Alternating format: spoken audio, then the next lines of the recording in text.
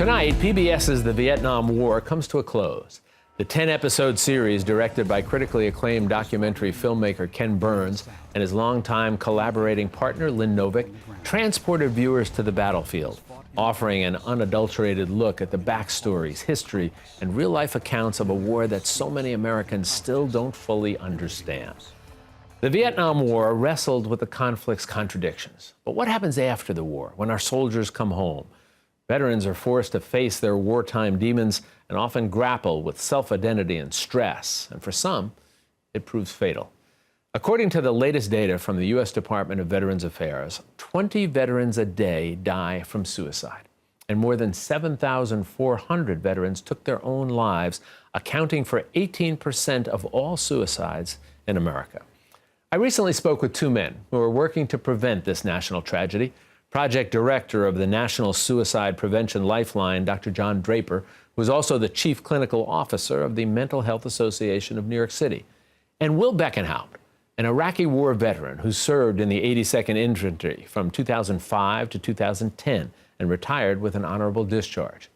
I began by asking them if we are any closer to pinpointing specific reasons why these statistics are so staggering.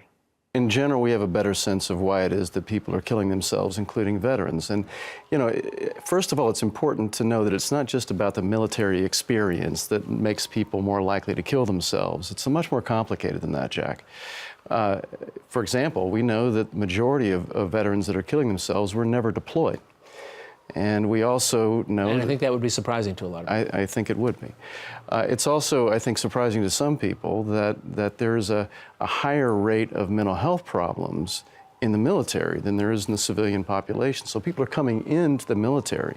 So bringing certain some issues and difficulties. Let me ask you this.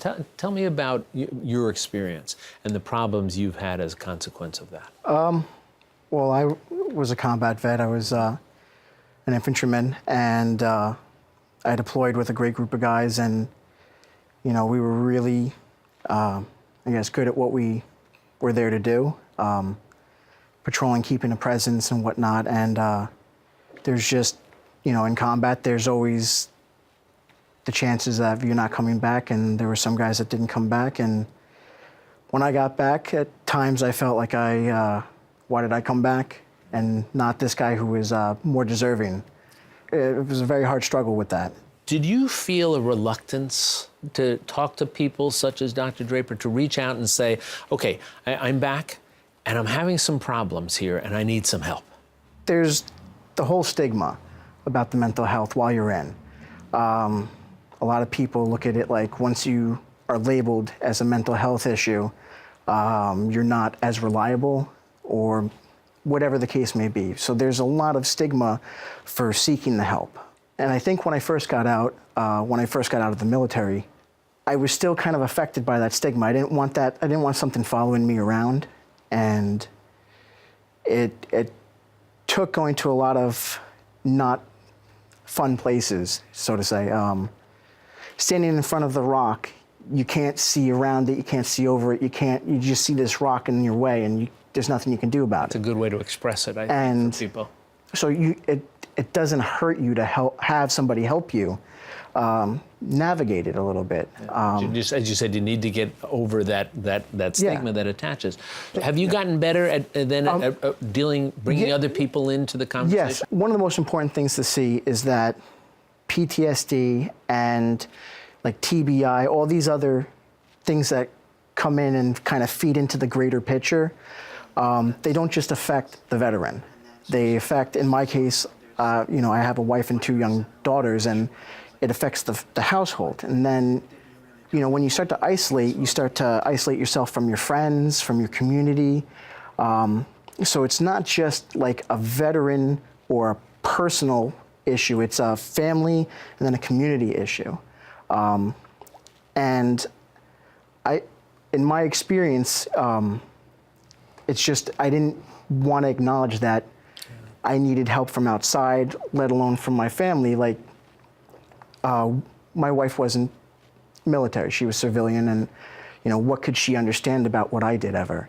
The biggest hurdle getting over and leading to improvement was understanding that she doesn't need to understand my specific issues. She doesn't need to understand what I'm going through in my head and whatnot. She is doing a great job just being there to support me. When she sees I'm having a rough day, she comes over and she just, she'll give me a hug and let me know she loves me. And it's one of the biggest helps. We could talk about this for hours. Unfortunately, we sort of got to wrap. But a last quick question for you, John, again, is if I can ask you, if somebody is watching us here talking today and they're saying, you know what, that's me, or that's my brother, or my sister, or son or daughter, can you give them sort of a one-sentence piece of advice as to what they should be doing to deal with that? Well, get help. Absolutely. I mean, there's our national hotline, 1-800-273-TALK is the National Suicide Prevention Lifeline. Press 1 for veterans. So that's always there, Jack. But there are things that we can all do in our lives to help each other.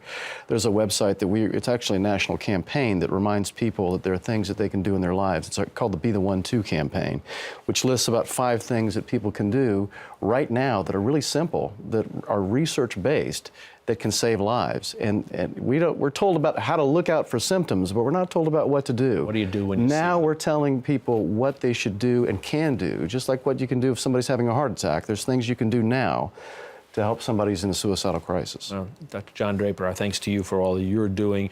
And we should offer our thanks to you for your service every day, especially this day. So our thanks for everything you've done, and you be Thank you. well. All right? Thank you very much. Look forward to talking to you both again. Take care.